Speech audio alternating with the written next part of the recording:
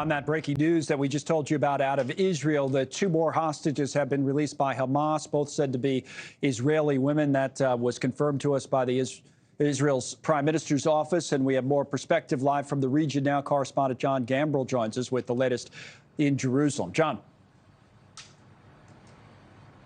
Yes, hi. So just in the last couple of minutes, we've seen images broadcast by Egyptian state television of these two women across the Rafah border from the Gaza Strip. They're in a stretcher in the back of ambulances.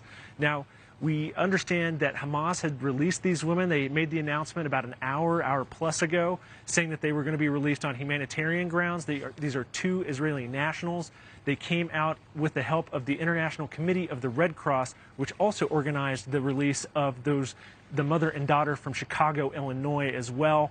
So they're across now. There's also continued speculation that we could see more hostages released. But as of right now, we just have these two women coming into Egypt. John, we haven't seen that video yet. Hopefully we will, that you're alluding to, that's playing on television over there. Is there anything else you can tell us descriptively from it in terms of the condition of the women or anything from the video that you were able to read into?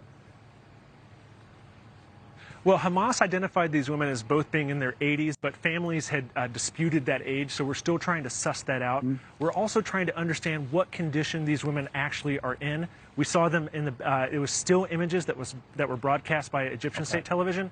It showed both women in the back of the ambulance. Both seemed to be okay, but we're still trying to gather more information right now. Right, of course. And I guess the reason I bring it up is because when the Renans were released on Friday, it was, as soon as we saw the images, I don't want to say it was obvious, but it looked as if they were in at least relatively good health. They were walking out. You could see it in their faces. But in this case, we didn't get from these images, these still images, any kind of a picture like that other than the ambulances.